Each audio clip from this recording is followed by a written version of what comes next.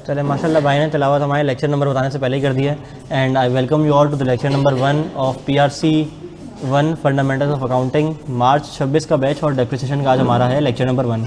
अच्छा, बेसिकली ये डेप्रिसिएशन मेरे मुंह पे क्यों चढ़ा हुआ है लफ्ज़, क्योंकि पुरानी जो किताब थी ना आपकी, उसका नाम था introduction to accounting PRC 4 ITA, तो उसमें इस चैप्टर का नाम था डेप्रिसिएशन। जब क्योंकि नाम गलत था, नहीं होना चाहिए था, क्योंकि डेप्रिसिएशन इस चैप्टर का एक हिस्सा है। इस चैप्टर के अंदर बहुत सारी बातें हैं, उसके अंदर से एक हिस्सा डेप्रिसिएशन का और उसकी कंपटीशन का है। तो ICAP ने अब इसका नाम फाइनली सही करके रख दिया है प्रॉपर्टी प्लांट एंड इक्विपमेंट। ठीक है। अच्छा, जो अकाउंटिंग स्टैंडर्ड इस चैप्टर से डील करता है उसका नाम है IAS 16। IAS 16 बोलो क्या? IAS 16 property plant and equipment. IAS का मतलब क्या होता है? IAS का मतलब होता है इंटरनेशनल अकाउंटिंग स्टैंडर्ड। क्या होता है बोलो? इंटरनेशनल अकाउंटिंग स्टैंडर्ड होता है। ठीक है। तो IAS 16 डील करता है प्रॉपर्टी प्लांट एंड इक्विपमेंट से, जो चैप्टर आज हम पढ़ने जा रहे हैं। इसके अंदर बेसिकली हम क्या क्या पढ़ने जा रहे हैं? प्रॉपर्टी प्लांट एंड इक्विपमेंट के अंदर सबसे पहले हम पढ़ेंगे कि जनाब ये प्रॉपर्टी प्लांट एंड इक्विपमेंट होता क्या है। उससे पहले हम और बेसिक पे जाएंगे, नॉन करंट एसेट क्या होते हैं, कितनी तरह के होते हैं, टेंजिबल क्या होता है, इनटेंजिबल क्या होता है, वो सबका छोटा सा रिकैप है। फिर कुछ बेसिक कॉन्सेप्ट आप पढ़ के आ रहे होगे, रेवेन्यू एक्सपेंडिचर क्या होता है, कैपिटल एक्सपेंडिचर क्या होता है, ज़बरदस्त, वो भी पढ़ लिया, ये बुनियाद है। इसके बाद हम सीखेंगे कि प्रॉपर्टी की कॉस्ट कैसे निकलती है, प्लांट की कॉस्ट कैसे निकलती है, इक्विपमेंट की कॉस्ट कैसे निकलती है, यानी कि किसी भी PP की कॉस्ट कैसे निकलती है, वो सीखेंगे। इस कॉस्ट को निकालने के बाद फिर इसके ऊपर डेप्रिसिएशन चार्ज होती है, ये क्या होती है, वो फिर हमारे अगले लेक्चर के हिस्से में इंशाल्लाह ताला ये सारी डिस्कशन आ जाएगी। तो आज के लेक्चर का आगाज़ करते हुए मैं स्टार्ट करता हूँ अपने चैप्टर नंबर 5 को, that is property plant and equipment. अच्छा, मेरे नोट्स जो हैं इसी से मैं पढ़ा रहा हूँ बेसिकली, और इस नोट्स के अंदर कुछ स्ट्रक्चर यूँ इस तरह का होगा कि एक तो इसको करने के बाद आप you can safely skip ICAP की किताब, you can safely skip ICAP की किताब। और उसके अंदर बेसिकली मुझे थोड़ा सा इख्तिलाफ ये रहता है चीज़ों के अंदर कि कुछ चीज़ों पे जहाँ मुझे लगता है ज़्यादा समझाने की ज़रूरत थी वहाँ नहीं समझाया गया, कुछ चीज़ें अधूरी लिख दी जो कि शायद इनकरेक्ट हो। तो मैं उसको पढ़ते हुए एज ए स्टूडेंट भी और एज ए टीचर भी उसमें देखता हूँ कि कहाँ कहाँ नीड फॉर इम्प्रूवमेंट है। कुछ चीज़ें बहुत अच्छी हैं, उसको एडिटर्स ले लिया, कुछ चीज़ें पैराग्राफ फॉर्म में लिखी हैं, उसको बुलेट वाइज बना दिया, कहीं एग्जाम्पल कम है एग्जाम्पल ऐड कर दी, कहीं मुझे लगता है फर्दर प्रैक्टिस की और ज़रूरत है तो फर्दर प्रैक्टिस क्वेश्चन ऐड कर दिया है। और हम इसको पढ़ेंगे थ्योरी की तरह ही, मतलब थ्योरी भी पढ़ेंगे और साथ साथ नंबर्स भी सॉल्व करते जाएंगे, ताकि थ्योरेटिकल एरिया की प्रिपरेशन और प्रैक्टिकल एरिया की प्रिपरेशन हमारी साथ साथ हो जाए। हमें अलग से ज़रूरत ना पड़े कि हमने नंबर क्रंच कर लिए, अब यार सर इससे अगर थ्योरी का सवाल आ गया तो कैसे सॉल्व करेंगे, साथ साथ करेंगे। और याद रखो कि जितना अच्छे से लेक्चर को सुनोगे, जितना अच्छे से उसको रजिस्टर में उतारोगे, उतनी अच्छे से तुम्हारी प्रिपरेशन हो जाएगी। तरीक़ेकार क्या होना चाहिए, आपने लेक्चर सुनना है, देखना है, साथ साथ कॉपी करने का टाइम मैं दे दूंगा। आप लोग बोलोगे कॉपी करने का टाइम चाहिए तो मैं कॉपी करने का टाइम आपको दे दूंगा, नहीं तो ये नोट्स आपके पास अवेलेबल है। जो चीज़ थ्योरी की लिखी हुई, you do not need to copy it. अगर आप बनाना चाहते हो नोट्स अपने बना लो, वेल एंड गुड, इससे अच्छी कोई और बात ही नहीं है। अगर आप एक एक डेफिनेशन लिख लो और छोटी मोटी एग्जाम्पल लिख लो, अगर कोई इस काम का चोर है तो नोट्स के ऊपर हाईलाइटिंग कर ले, अंडरलाइनिंग कर ले और उसी के ऊपर अपने नोट्स बना ले। ठीक है, तो ये तरतीब होनी चाहिए। लेकिन at the end of the week, at the end of the day, at the end of the session आपके पास एक ऐसा दोस्त और साथी होना चाहिए कि जिसके बाद आपको किसी दोस्त की जरूरत ना पड़े, यानी कि वो दोस्त आपका रजिस्टर होगा। बात समझ आ रही है? वो दोस्त आपका रजिस्टर होगा, और रजिस्टर से बेहतरीन कोई रिवीजन नहीं करा सकता। कोई रिवीजन इतना बेहतरीन नहीं कराएगा जितना बेहतरीन तुम्हारा रजिस्टर कराएगा। क्यों? क्योंकि उसके अंदर तुम्हारी अपनी ही हाथ से लिखी हुई बातें होंगी, अपनी ही हाथ से लिखी हुई एग्जाम्पल होंगी। वो रजिस्टर की बस एक लाइन तुम्हें फ्लैश बैक ले जाएगी क्लासरूम के अंदर, कोई टेंशन नहीं होगी इंशाल्लाह। ठीक है, चलो अल्लाह के नाम लेके आगाज़ करते हैं। और हाँ, इस नोट्स की कंपोजिशन बता रहा था मैं। सबसे पहले तो इसमें ICAP की किताब में जितनी चीज़ें हैं थ्योरी की वो, इसके बाद उसकी एग्जांपल्स और उसके प्रैक्टिस क्वेश्चंस, और फिर प्रैक्टिस क्वेश्चंस के बाद एक और सेट मैंने रखा हुआ है इसके अंदर एक्सटेंडेड प्रैक्टिस क्वेश्चंस के नाम से। यानी कि ये वो सवाल होंगे जो शायद ICAP की क्वेश्चन बैंक में या तुम्हें स्टडी टेक्स्ट में नहीं मिलेंगे, बल्कि हो सकता है ये ICAP के पुराने पास्ट पेपर हो, जब वो नंबर वाला पेपर हुआ करता था लिखने वाला, या कुछ खुद के बनाए हुए सवाल हों फर्दर प्रैक्टिस के लिए। वो प्रैक्टिस जैसे ही हम करके ख़त्म होंगे हम एलिजिबल हो जाएंगे इंशाल्लाह ताला, हम MCQs कर सकेंगे। फिर जब MCQs करेंगे कोई और छोटा मोटा मसला होगा वहाँ क्लियर हो जाएगा, वैसे मसला इंशाल्लाह ताला नहीं होगा। डन। चलो जी, अल्लाह का नाम लेके आगाज़ करते हैं। बिस्मिल्लाहिर्रहमानिर्रहीम। Unit number 1, non current assets. Non current assets के ऊपर हमारी कल तफसीली बात हुई थी। क्या होते हैं non current assets? Non current assets वो एसेट्स होते हैं जो हमें इकोनॉमिक बेनिफिट देंगे 12 महीने से ज़्यादा पे, यानी कि इसकी यूज़फुल लाइफ क्या होगी टेक्निकली अगर मैं बोलूँ तो 12 महीने से ज़्यादा इसकी ज़िंदगी होगी और 12 महीने से ज़्यादा पे मुझे ये फ़ायदा देगा, इसलिए मैं इसको कहता हूँ क्या? बोलो भाई, नॉन करंट एसेट। डेफिनेशन अगर मैं इसकी देखूं तो डेफिनेशन में कहता है कि नॉन करंट एसेट वो वाले एसेट होते हैं जिसकी एक लंबी यूज़फुल लाइफ होती है, यानी कि more than 1 accounting period. Number 2, ये मुझे फ्यूचर में इकोनॉमिक बेनिफिट प्रोवाइड करेगा ओवर सेवरल ईयर्स। नंबर 3, ये नॉन करंट एसेट टेंजिबल भी हो सकते हैं और इनटेंजिबल भी हो सकते हैं। ये पाकोला का पानी, ये बोतल, ये टेंजिबल एसेट है या इनटेंजिबल एसेट है? ये टेंजिबल एसेट है। क्यों? क्योंकि इसकी फिजिकल एग्जिस्टेंस है, फिजिकल प्रेजेंस है, इसको मैं छू देख सकता हूँ। बात समझ आ रही है? अच्छा, और अगर कोई ऐसी चीज़ जिसकी कोई फिजिकल एग्जिस्टेंस ना हो तो उसे मैं क्या कहता हूँ? बोलो, इंटेंजिबल। कोई मुझे मिसाल देगा इंटेंजिबल की? गुडविल हो गई, चलो ब्रांड नेम हो गई, लाइसेंस हो गया। अगर मैं कहता हूँ भाई मुझे गन चलानी है, ठीक है, और मुझे गन चलाने के लिए हुकूमत से आर्म्स का लाइसेंस चाहिए, तो लाइसेंस तुम बोलोगे यार हुदैत भाई आपके पास लाइसेंस है, हाँ ये कागज़ है, ये तो टेंजिबल एसेट है।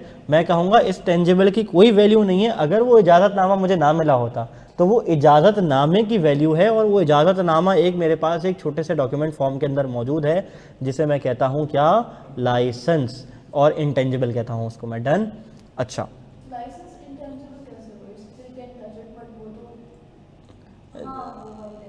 अभी मैंने एक मिनट भी नहीं हुआ, 10 सेकंड पहले मैंने यही बताया कि इजाज़तनामा है, ठीक है। इसी तरह अगर मैं बोलूँ कि ड्राइविंग लाइसेंस टेंजिबल एसेट है, इनटेंजिबल एसेट है? इनटेंजिबल एसेट है। क्यों? ड्राइविंग लाइसेंस को ट्रैफिक पुलिस रोकती थी ना पहले, तब अच्छे ज़माने, वो अल्लाह माफ़ करे बुरे ज़माने थे, तो ट्रैफिक पुलिस रोकती थी, ड्राइविंग लाइसेंस चेक करती थी, ठीक है। जब वो रोक के ड्राइविंग लाइसेंस चेक करी तो वो तो फिजिकली फॉर्म में होता था ना, तो टेंजिबल हो इंटेंजिबल, लेकिन फिर भी इंटेंजिबल हुआ। क्यों? क्योंकि लाइसेंस एक उस इजाज़तनामे का नाम है। अगर मैं कहता हूँ ARTT का ब्रांड नेम है, अब how do you define brand name कि ARTT एक बहुत बड़ा ब्रांड है? चलो ARTT छोड़ो, J डॉट हो गया, जेलबरी हो गया, खाड़ी हो गया, और क्या है? आइडियाज़ है, गुल अहमद है, ठीक है, आइडियाज़ गुल अहमद देखिए ना मेरे ख्याल, ठीक है। और क्या हो गया? बोलो, जुनैद जमशेद वाला हो गया, MTJ हो गया। ये क्या है? ब्रांड। अब तुमने कैसे डिटरमाइन किया ये ब्रांड है? इस सिंबल है, लोगो है, लोगो में नाम है, और जो है ना इसकी जो है ना चीज़ बड़ी चलती है, तो ये टेंजिबल हो इनटेंजिबल हो? ब्रांड को छू सकते हो? हाँ यार, J डॉट का ब्रांड बड़ा टाइट है यार, छू सकते हो उसको? नहीं। ये क्या है? The value it creates. Done. अच्छा, एग्जाम्पल आ जाओ नॉन करंट एसेट्स की। अ कंपनी बाइज मशीनरी जो कि उसको 8 साल पे फ़ायदा देगी, तो ये क्या है? बोलो बच्चों, करंट एसेट है नॉन करंट एसेट है? नॉन करंट एसेट है। एक बिजनेस ने परचेज की है लैंड उसको लंबे अरसे यूज़ करने के लिए, करंट एसेट है नॉन करंट एसेट है? नॉन करंट एसेट है। डन। तो हमें नॉन करंट एसेट्स की डेफिनेशन समझ आ गई है। और नॉन करंट एसेट में जो 2 तरह के बुनियादी एसेट होते हैं, इसको हम कहते हैं टेंजिबल एसेट, एक को हम कहते हैं इनटेंजिबल एसेट, वो भी हमें समझ आ गया है। अच्छा, अब आ जाओ रीड कर लेते हैं। What is tangible asset? कहते हैं टेंजिबल नॉन करंट एसेट वो एसेट होते हैं जिसकी कोई फिजिकल एग्जिस्टेंस होती है और उसको हम मोर देन 1 अकाउंटिंग पीरियड पे यूज़ करते हैं। अच्छा, जो इसका पढ़े लिखों वाला इखलाकी और अच्छा नाम है ना, प्यारा प्यारा नाम, वो टेंजिबल नॉन करंट एसेट को हम कलेक्टिवली कहते हैं, बोलो बच्चों, प्रॉपर्टी प्लांट एंड इक्विपमेंट। क्या कहते हैं? बोलो भाई, प्रॉपर्टी प्लांट एंड इक्विपमेंट। अब प्रॉपर्टी प्लांट एंड इक्विपमेंट के अंदर बहुत सारी चीज़ें आ सकती हैं, ठीक है। क्या क्या आ सकती हैं भाई? उसके अंदर लैंड और बिल्डिंग भी आता है, प्लांट एंड मशीनरी भी आता है, ऑफिस इक्विपमेंट भी आता है, फर्नीचर एंड फिक्सचर भी आता है, मोटर व्हीकल भी आती हैं, बहुत सारी चीज़ें आ रही होती हैं। बोलो कौन सी चीज़ें आ रही होती हैं? बहुत सारी चीज़ें आ रही होती हैं। तो ये होते हैं मेरे क्या? नॉन करंट एसेट्स में टेंजिबल एसेट्स। चलो मैं तुम लोगों को दिखाऊँ कि कंपनीज किस तरह से प्रेजेंट करती हैं इसको। मेरी एक आदत है, अब इसको अच्छी आदत कह लो या बुरी आदत कह लो, आई डोंट नो, लेकिन जब भी मैं बच्चों को पढ़ाता हूँ ना कोई चीज़, अपना ख़ास तौर कंपनी लॉ में भी, तो मैं उन्हें ना खोल के दिखाता हूँ चीज़ें कि यार देखो, तुम लोगों को मैं दिखाता हूँ कि जो हम चीज़ें पढ़ रहे हैं हवा में नहीं पढ़ रहे। इसके लिए मुझे जाना पड़ेगा, डायनामिक्स में जाते हैं, कंपनी लॉ में जाते हैं, और यहाँ हम जाते हैं यूनिलीवर में। रुक जाओ, अब ये मैंने ना एक कंपनी के फाइनेंशियल स्टेटमेंट्स खोल ली, जो मैंने कहा था ना हम फाइनेंशियल स्टेटमेंट बनाते हैं, ये एक कंपनी के मेरे सामने खुल रहे हैं। बोलो क्या? Financial statements. अब अगर ये खुल जाएंगे इंशाल्लाह तो हम दिखा देंगे। आप सवाल करो जब तक। अच्छा, मैं ये पूछ रही थी, जो आपने नहीं, ज़रूरी नहीं है वारंटी बेस हो। ये मतलब हमें कैसे पता चलेगा क्या मतलब कैसे पता चलेगा? कि इसकी वर्क प्लस ईयर्स लाइक। अच्छा मुझे एक बात बताओ कि तुम्हारे घर के अंदर जो एसी लगा हुआ है वो क्या हर 3-4 महीने में फारग हो जाता है फिर नया आता है? नहीं, फिर क्या होता है? Takes time almost 5 years. तकरीबन 5 साल। तुम्हें कैसे पता? नो मतलब खराब तो हो जाता है ना, और कभी कभी बदलना भी पड़ता है। हाँ तो वो गैस आउट हो जाती है ना उसकी, तो आप रिपेयर करवा लो, छोटे मोटे खर्चे करते हो रिपेयर करवा लेते हो उसको। हाँ दैट्स इट, और क्या, दैट इज ऑल। ठीक है, अभी हम पढ़ेंगे रिपेयर के बारे में भी। चलो मेरे ख्याल रिपोर्ट नाराज़ हो गई, नहीं खोल ली, वरना मैं आपको खोल के दिखा देता। ठीक है चलो जी, ये मैं बेसिकली फाइनेंशियल स्टेटमेंट्स खोल रहा था एक कंपनी की ना। चलो आ जाओ, एग्जाम्पल्स। कहते हैं परचेज़ किया मैंने ऑफिस फर्नीचर 6 साल के लिए, टेंजिबल नॉन करंट एसेट है। मैंने डिलीवरी वैन यूज़ की कि इससे मैं अपने बिजनेस के ऑपरेशन चलाऊंगा, यानी कि इस डिलीवरी वैन से मैं पार्सल्स भिजवाया करूंगा। दराज की डिलीवरी व्हीकल है, ये क्या है? टेंजिबल नॉन करंट एसेट है। डन। अब आ जाओ इंटेंजिबल पे। इंटेंजिबल नॉन करंट एसेट क्या होता है? इंटेंजिबल नॉन करंट एसेट एक ऐसा एसेट होता है जिसकी फिजिकल फॉर्म नहीं होती, ये लंबे अरसे पे मुझे इकोनॉमिक बेनिफिट देता है, आर लीगली प्रोटेक्टेड और आइडेंटिफाइबल। अब जैसे पेटेंट है, पेटेंट समझते हो क्या होता है? पेटेंट क्या होता है बताओ? हाँ, कोविड की वैक्सीन फाइजर ने निकाली, फाइजर का भी ऑडिट करके आया हूँ अलहमदिल्ला। ठीक है, तो कोविड की वैक्सीन फाइजर ने निकाली और फाइजर को ये पेटेंट मिल गया कि चलो जो कोविड की ये वाली फलां वाली वैक्सीन है और ये वाली चीज़ें, ये वाले फार्मूलेज हैं, ये फार्मूला सिर्फ फाइजर ही यूज़ करेगा। ये क्या है? पेटेंट। ठीक है, अब एक लेट से इस टेक्नोलॉजी की स्पेसिफिक प्रोडक्ट है प्ले स्टेशन। अब सोनी के पास ये पेटेंट है कि प्ले स्टेशन सिर्फ सोनी ही बना सकता है। अब कल को एलजी उठ के नहीं आएगा कि मैं प्ले स्टेशन बना रहा हूँ, माइक्रोसॉफ्ट उठ के नहीं आएगा कि मैं जो है ना प्ले स्टेशन बना रहा हूँ। इसी तरह से सोनी जो है ना वो एक्सबॉक्स नहीं बना सकता। क्यों? क्योंकि उसका पेटेंट किसके पास है? माइक्रोसॉफ्ट के पास। बात समझ आ रही है? विंडोज़ का पेटेंट किसके पास है? बिल गेट्स के पास, माइक्रोसॉफ्ट के पास। कोई और इसको इस्तेमाल नहीं कर सकता। डन। चलो, कहते हैं इंटेंजिबल की कॉमन एग्जाम क्या होती हैं? पाँव नहीं हिलाया करो यार, डिस्टर्बेंस होती है। Patent rights, copy rights. Copy right समझते हो? वो जो सी लगा होता है कि कॉपी राइट्स हैं, इसको कोई कॉपी नहीं कर सकता। जैसे मैंने यहाँ पे लगा दिया हुदैत वसी ARTT। अब अगर मैं नीचे दूँ copy right all rights reserved, तो इसका मतलब ये जो मेरे नोट्स हैं ये मेरी ओनरशिप है, उसको कोई कॉपी नहीं कर सकता। ट्रेडमार्क हो गया, लाइसेंसिंग के राइट्स हो गए, भले ड्राइविंग लाइसेंस हो, भले फिशिंग लाइसेंस हो, भले आर्म्स लाइसेंस हो। डन। और सॉफ्टवेयर, सॉफ्टवेयर भी मेरा क्या है? इंटेंजिबल। मुझे बताओ कि ये जो सॉफ्टवेयर है जिस पे रिकॉर्डिंग हो रही है और ये रिकॉर्डेड लेक्चर लोग बैठ के ले रहे हैं, इसी सॉफ्टवेयर के थ्रू एक स्क्रीन शेयर हो रही है जो जूम के ज़रिए बच्चे ले रहे हैं, ये जो सॉफ्टवेयर की ID है और ये जो सॉफ्टवेयर इटसेल्फ रिकॉर्डिंग कर रहा है, ये क्या है? टेंजिबल इंटेंजिबल है? नहीं, मैं माउस से छू के दे सकता हूँ, माउस से क्लिक करूँगा टेंजिबल हो जाएगा? नहीं होगा ना टेंजिबल। क्या है बोलो भाई? ये इंटेंजिबल। डन। एग्जाम्पल, एक बिजनेस डेवलप करता है कंप्यूटर सॉफ्टवेयर, 5 साल चलाएगा, नॉन करंट एसेट तो है लेकिन इंटेंजिबल है। एक कंपनी बाय करती है patent to manufacture a special product, non current तो है लेकिन इंटेंजिबल। यहाँ तक सब मेरे साथ हैं? डन हो गया। अब हमारा सफ़र शुरू हो रहा है प्रॉपर्टी प्लांट एंड इक्विपमेंट का। ये खुला है या नहीं खुला? खुल गया, ज़बरदस्त। 2023 की रिपोर्ट इसलिए क्योंकि 2023 में मैंने इसका ऑडिट किया था, तो ये फाइनेंशियल्स हम बड़े गौर से पढ़ते हैं। और पता है जब इसका रिव्यू होता है ना बिल्कुल फाइनल, तो हम एक एक लाइन पढ़ते हैं, एक एक वर्ड पढ़ते हैं, कहीं गलती तो नहीं है, कोई स्पेलिंग मिस्टेक तो नहीं है। स्पेल चेक खैर चल जाता है, लेकिन उसके अलावा भी एक एक चीज़ चेक करनी पड़ती है। खैर बहरहाल, मैं तुम्हें प्रॉपर्टी प्लांट एंड इक्विपमेंट दिखाता हूँ कैसे आता है।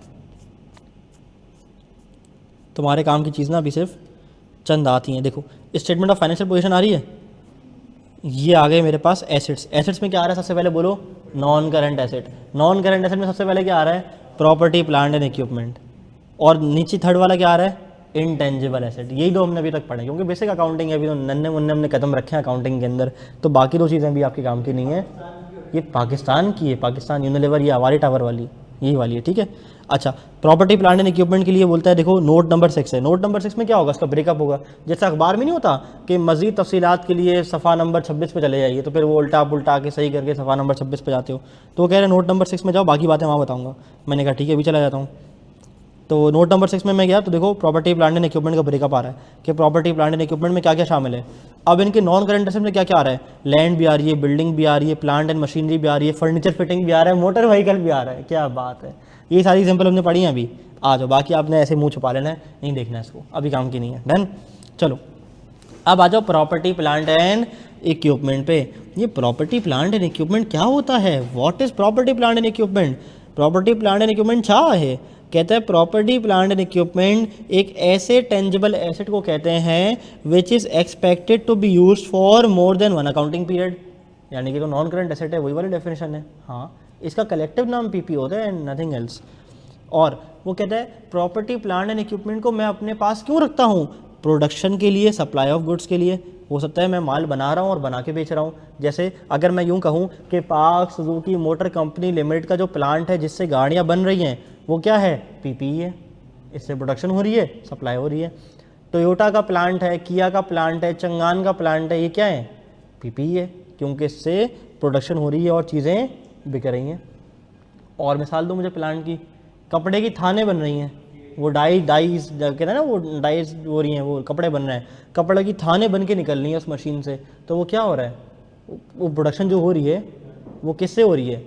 पीपी से, मशीनरी से हो रही है। वो मशीनरी क्या है? वो प्रॉपर्टी प्लांट एंड इक्विपमेंट ही है। ठीक है। इसी तरह से मैं स्टॉक काउंट पे गया था बिल्कुल आर्टिकल्स के अर्ली डेज में ना, it was somewhere in mid 2022। तो कौरंगी की मेरा ख्याल फैक्ट्री थी, वो शान चौरंगी के पास कोई फैक्ट्री थी। तो उधर टाइट जो ना वो पापड़ बन रहे थे, लेज और वो कॉल्सन की नहीं होते जो बाकी जो चिप्स होते हैं। तो मैंने देखा जाके कि भाई पापड़ कैसे बनते हैं, तो एक अलग बॉयलर लगा हुआ है और वो सारा ऑटोमेटिक काम चल रहा है। ये चीज़ उठा के, वो जो नेशनल ज्योग्राफिक में नहीं आता था, वो उर्दू में मशीनरी की प्रोसेस दिखा देते पूरा। तो वो जो अंदर मशीनरी प्रोसेस कर रही है, यहाँ से उठा के ये चीज़ जा रही है, यहाँ जा रही है, यहाँ से पापड़ फ्राई हो रहे हैं, पापड़ फ्राई होकर निकल रहे हैं, फिर पैकेट बन रहा है, पैकेट में डल रहे हैं, फिर पैकेट पैक हो रहे हैं। ये सारा काम मशीनरी कर रही है। क्या हो रहा है? ये कौन कर रहा है? ये मशीनरी कर रही है। इस मशीनरी का नाम क्या है? Property plant and equipment. Done. कहता है प्रॉपर्टी प्लांट एंड इक्विपमेंट को मैं अपने पास रख सकता हूँ किसी और को रेंटल पे देने के लिए, किसी और को किराए पे देने के लिए। कहते हैं other than land and building. कहते हैं लैंड एंड बिल्डिंग मेरा हमेशा पीपी होगा। क्या होगा? पीपी। अच्छा, जब भी मैं बोलूँ ना पीपी, पीपी का मतलब है प्रॉपर्टी प्लांट एंड इक्विपमेंट। तो अब इस लफ्ज़ के साथ फेमिलियर हो जाओ। पीपी पीपी पीपी पीपी, ये वाला पीपी नहीं है, ये है पीपी पीपी पीपी। ठीक है। अच्छा, अब मैं बता, मैं इस पे आ रहा हूँ। अब देखो छोटा सा इख्तलाफ आई कैप के साथ ना, आई कैप के नाम एक ख़त इस चीज़ को करेक्ट करने की दरख्वास्त। अच्छा, वो है क्या? उसने यहाँ पे लिखा कि प्रॉपर्टी प्लांट एंड इक्विपमेंट को हम रख सकते हैं रेंटल पे देने के लिए, जो कि सिर्फ इतनी बात लिखता ना तो गलत होती। Other than land and building भी लिखना चाहिए था। क्यों? क्योंकि लैंड एंड बिल्डिंग हमेशा पीपी होते हैं। बाकी अगर मैंने कुछ किराए पे दिया है, तो फिर वो क्या होगा? बोलो भाई, इन्वेस्टमेंट प्रॉपर्टी होगा, वो आपके कोर्स का पार्ट नहीं है। लेकिन बताना क्यों ज़रूरी है? क्योंकि अधूरी बात अगर लिखता ना तो समझना आती। एक चीज़ होती है जैसे IAS 16, एक चीज़ होती है IAS 40, इन्वेस्टमेंट प्रॉपर्टी, वो आपके कोर्स का पार्ट नहीं है। तो खैर, समझने के लिए बस इतना समझ लो जितना किताब में लिखा हुआ है कि प्रॉपर्टी प्लांट एंड इक्विपमेंट को मैं अपने पास रख सकता हूँ किसी और को लीज़ पे देने के लिए भी। जैसे जनरेटर मैंने रखा, मेरा पीपी है, मैंने किसी को लीज़ पे दे दिया। ठीक है। मशीनरी है, मैंने रखी, किसी को लीज़ पे दे दी। लैंड एंड बिल्डिंग वो हमेशा पीपी रहेगा, वो हमेशा पीपी ही रहेगा। अच्छा, पीपी रहेगा तो क्या होगा इससे? देखो याद रखो, आगे जाके हम एक चैप्टर के हिस्से में पढ़ेंगे, डेप्रिसिएट होता है ना पीपी, तो पता है ना, ऊपर पढ़ के आ रहा हो बेसिक्स में। तो जो चीज़ पीपी होगी वो चीज़ डेप्रिशिएट भी होगी। डन। इसलिए पीपी को जानना बड़ा ज़रूरी है कि पीपी है क्या, पीपी के अंदर क्या क्या आता है, इसकी कॉस्ट कैसे निकलती है। डन। अच्छा, कह रहे पीपी को मैं रख सकता हूँ अपने पास एडमिनिस्ट्रेटिव पर्पस के लिए। ये एसी, ये चिलर, ये पीपी तो है, ये पीपी के अंदर ही तो आता है। मशीन है ना, एसी है ना, मशीन नहीं है, माफ़ करें, मतलब वो वाली मशीन है जो 3 इडियट्स वाली मशीन है, समझ रहे हो ना बस। तो ये मशीन है, ये क्या है? चिलर है। चिलर क्या है? चिलर भी आएगा मेरे non current asset, tangible non current asset में। कलेक्टिवली क्या कह सकता हूँ? बोलो ना पीपी। आवाज़ क्यों नहीं निकल रही है? पीपी ऐसे बोला करो ना तो मैं ज़िंदा रहूँगा, वरना यकीन मानो क्लास छोड़ के जाने को दिल करता है, नहीं पढ़ाने दिल चाहता। ठीक है। एग्जाम्पल पढ़ लें। एक कंपनी मशीनरी बाय करती है गुड्स बनाने के लिए, पीपी। कंपनी परचेज करती है बिल्डिंग यूज़ करने के लिए अपने हेड ऑफिस के लिए, क्या है? बोलो। फर्म बाय करती है इक्विपमेंट और किसी को रेंट आउट कर देती है, क्या है? डन। ओके। अगली बात कहता है distinguishing non current assets and inventory. कहता है हो सकता है कि कोई चीज़ ऐसी हो जो तुम्हें लग रही हो कि नॉन करंट एसेट है, लेकिन वो दरहकीकत क्या हो? इन्वेंट्री हो। हाँ बोलो। हाँ अभी अभी आया नहीं हूँ ना मैं, इसी पे तो आ रहा हूँ। अच्छा ये बात, कोई बात नहीं। अच्छा देखो, हो सकता है कोई ऐसी चीज़ हो जो तुम्हें 1 साल से ज़्यादा पे फ़ायदा दे रही हो, लेकिन वो पीपी ना हो, वो हो इन्वेंट्री। कैसे? अगर मुझे बताओ, मैं एक दुकान में बैठा हूँ और मैं उस दुकान में फ्रिज बेचता हूँ, लेट्स से कैनवुड का भी है, हायर का भी है, डॉलन्स का भी है, फिलिप्स का भी है, फोर डोर बोलो अलमारी होती है वो, तो 2 डोर वाला फ्रिज हो गया, ठीक है, और डीप फ्रीज़र हो गया। ये सारी चीज़ें अगर मैं बेच रहा हूँ तो ये सारी चीज़ें तो इनकी यूज़फुल लाइफ 1 साल से ज़्यादा होती है। डिस्पेंसर हो गया, रूम कूलर हो गया, टीवी हो गया, ये सारे इलेक्ट्रॉनिक के आइटम मैं दुकान में बेच रहा हूँ, तो सारे के सारे मेरे पीपी हैं? नहीं, सारे के सारे मेरे पीपी नहीं होंगे, बल्कि ये तो मेरी इन्वेंट्री है। पढ़ा था ना बेसिक कॉन्सेप्ट्स में कि इन्वेंट्री क्या होती है, गुड्स क्या होती है, मतलब गुड्स और इन्वेंट्री को आप इंटरचेंजेबली इस्तेमाल कर लो। तो ये तो सारी मेरी गुड्स हैं, ये तो सारी मेरी इन्वेंट्री है। तो वो चीज़ जिसका मैं कारोबार कर रहा हूँ, जिस चीज़ का प्राइमरीली मैं कारोबार कर रहा हूँ, खरीदो फरोख्त कर रहा हूँ, और वो मेरे बिजनेस का मेन कोर्स है, मेरे बिजनेस का मेन इंग्रेडिएंट है, समझाने के लिए कह रहा हूँ, तो वो क्या हुआ? वो पीपी हुआ, इन्वेंट्री हुआ? वो इन्वेंट्री हुआ। लेकिन हाँ, अगर ये इसी मैंने यहाँ पे लगाया हुआ है अपने एडमिन पर्पस के लिए, यूज़ के लिए, टीवी लगाया हुआ है, कैमरा लगाया हुआ है, लाइट्स लगाई हुई हैं, तो ये पीपी इन्वेंट्री है। ये चेयर्स मेरे लिए क्या है? पीपी, मतलब स्मॉल आइटम में कह सकते हो, चलो पीपी चेयर्स हैं। लेकिन अगर मैं यूँ कहूँ कि मैं तो चेयर्स का कारोबार करता हूँ, ये क्या है? इन्वेंट्री। ज़बरदस्त। कहता है क्लासिफिकेशन तो भाई डिपेंड करती है कि तुम्हारा मकसद क्या है रखने का। अगर तुमने हेल्ड फॉर सेल के लिए रखा है, बेचने के लिए, तो तुम्हारा इन्वेंट्री है। पढ़ लो एग्जाम्पल।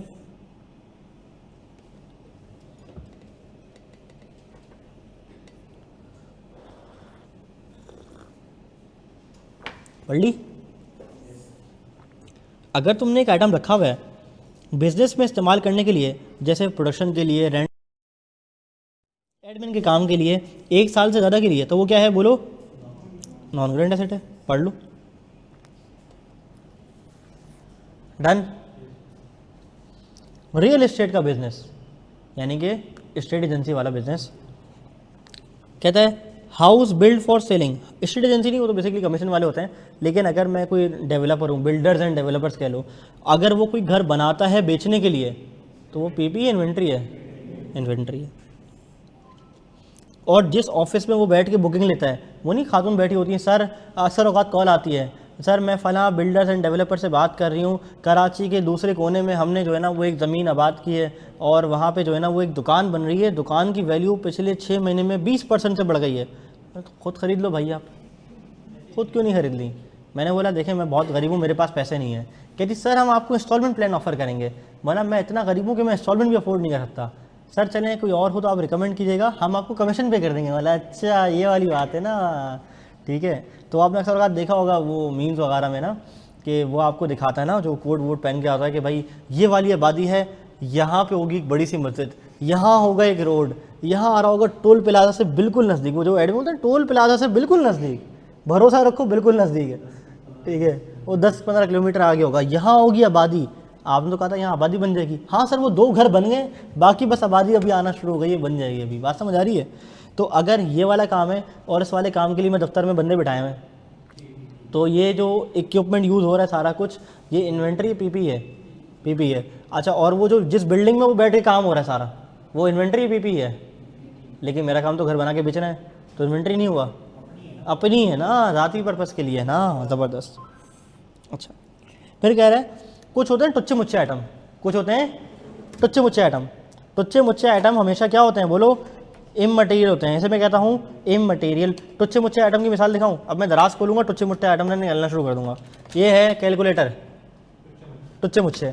ये है कनेक्टर, क्या है? टुच्चे मुच्चे, ठीक है। ये निकला कंगा, ठीक है, टुच्चे मुच्चे, ठीक है। और ये निकला माउस, क्या है भाई? चूहा नहीं है, ये क्या है? टुच्चे मुच्चे, ठीक है। ये भी इममटेरियल है। अच्छा, लेकिन माउस तो मुझे 1 साल से ज़्यादा भी बेनिफिट देता है ना। अब देखते रहो। ये निकला सॉकेट बोर्ड, ये क्या है? 1 साल से ज़्यादा फ़ायदा देगा? हाँ, कबाड़ नहीं है, ये क्या है? टुच्चे मुच्चे, ठीक है। अच्छा अभी तो रुको, ये एक और एडॉप्टर है, एक और एडॉप्टर है, ठीक है, ये क्या है? अच्छा माइक पे लगता है, ये भी 1 साल से ज़्यादा पे चलेगा ना? ये क्या है? टुच्चे मुच्चे, ठीक है। अच्छा चलो यार काफ़ी है, एक दराज का हमने ना सही से पोस्टमार्टम कर दिया है। अच्छा, सेल को चार्ज करने वाला डब्बा 1 साल से ज़्यादा फ़ायदा देगा? क्या है? टुच्चे मुच्चे, ठीक है। 2 दराजें पूरी हो गई हैं। चलो काफ़ी था यार, इतना पोस्टमार्टम इस दराज का काफ़ी था। अब मुझे बताओ ये कोई बहुत सिग्निफिकेंट आइटम है, इनसिग्निफिकेंट है, इमटेरियल है?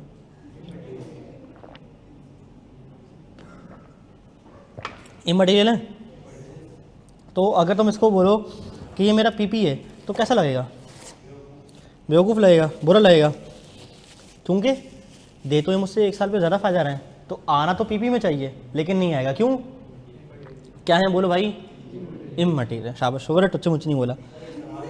हाँ जी,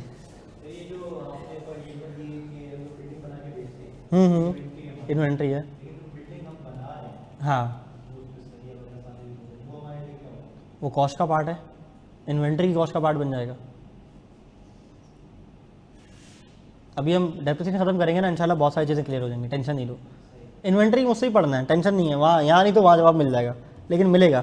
अच्छा, कहते हैं कुछ होते हैं टुच्चे मुच्चे आइटम।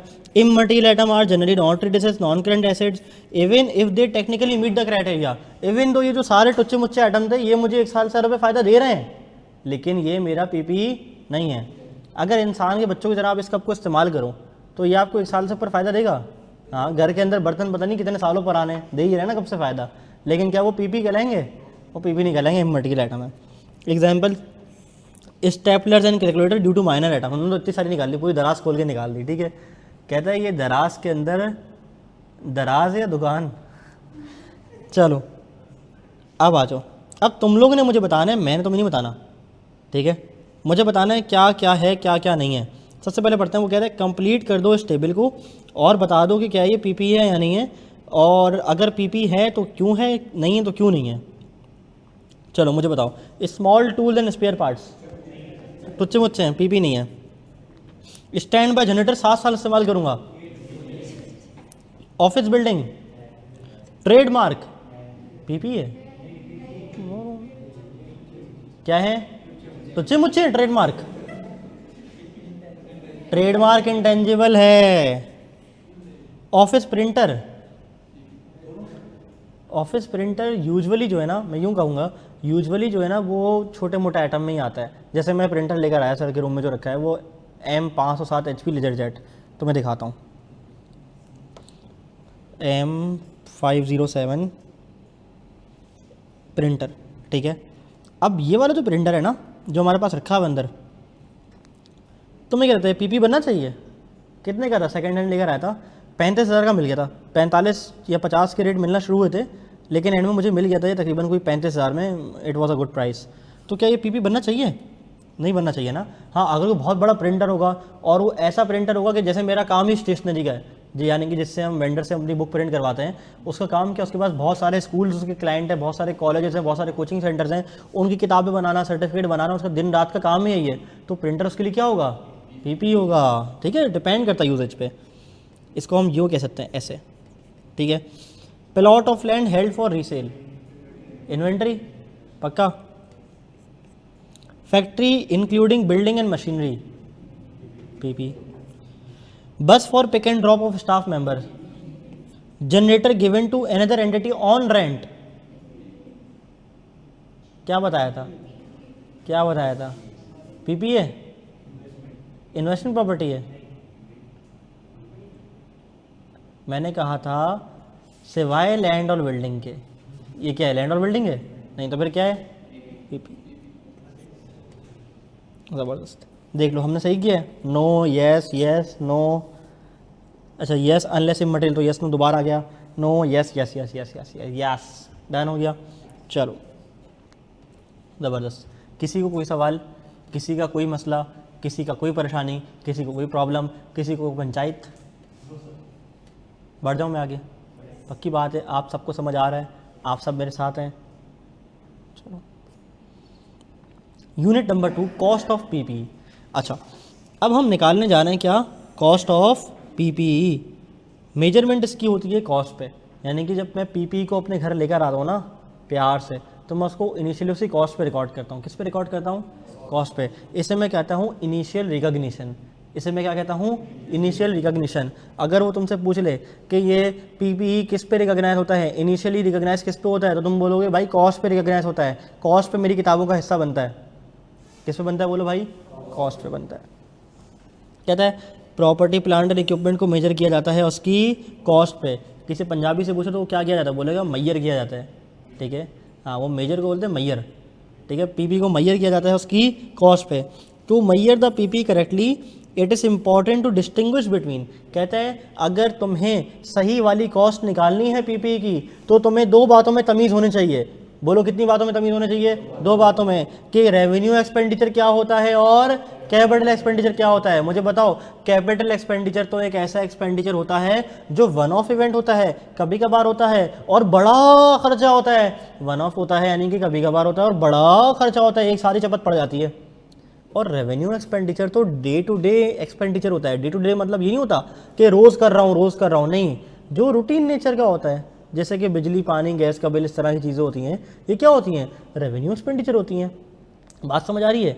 मैंने मशीन की सालाना इंश्योरेंस करा ली, रेवेन्यू एक्सपेंडिचर है। रेवेन्यू कमाने के लिए ज़रूरी है, इसलिए रेवेन्यू एक्सपेंडिचर है। बात समझ आ रही है? ठीक है, चाय भी कह सकते हो, मतलब कह सकते हो तुम। ठीक है, चलो आगे बढ़ो। कहता है कैपिटल एक्सपेंडिचर। कैपिटल एक्सपेंडिचर वो वाला एक्सपेंडिचर होता है जो मैं कॉस्ट इनकर करता हूँ to acquire or improve the long term asset. To acquire or improve the long term asset, यानी तो एक्विजिशन के लिए, जो खरीदने के लिए या इम्प्रूव करने के लिए। यानी कि अगर मैं यूँ कहूँ कि तुमने शायद पढ़ा होगा, अगर बेसिक में नहीं पढ़ा तो कोई बात नहीं, आज पढ़ लो, कि कोई एक्सपेंस को मैं कैपिटल एक्सपेंडिचर जब कहूँगा जब या तो उसको एक्वायर करने के लिए ले रहा हूँ, बड़ा खर्चा हो, या तो उसकी ज़िंदगी बढ़ा रहा हो, यूज़फुल लाइफ बढ़ा रहा हो, या उसकी एफिशिएंसी बढ़ा रहा हो। एफिशिएंसी मतलब होशियारी नहीं बढ़ा रहा हो। एफिशिएंसी मतलब अगर पहले जो है ना वो 15,000 यूनिट्स प्रोड्यूस करा था, तो जब मैंने कैपिटल एक्सपेंडिचर कर दिया ज़बरदस्त वाला, सॉफ्टवेयर अपडेट कर दिया, तो 15 की जगह 18-20 हज़ार रुपये प्रोडक्शन ले गया मेरी। बात समझ आ रही है? मेरी कैपेसिटी बढ़ा दी, मेरी एफिशिएंसी बढ़ा दी, मेरी यूज़फुल लाइफ बढ़ा दी, किसी खर्चे ने मेरे पीपी के। तो ऐसे खर्चे को मैं कहूँगा कि मेरा ये कैपिटल एक्सपेंडिचर है। डन। और रेवेन्यू एक्सपेंडिचर क्या होता है? जो डे टू डे एक्सपेंडिचर होता है, जिसमें रिपेयर हो गया, मेंटेनेंस हो गया, सैलरी हो गया, वगैरह वगैरह। क्या मेरी बात समझ आ रही है? ओके है।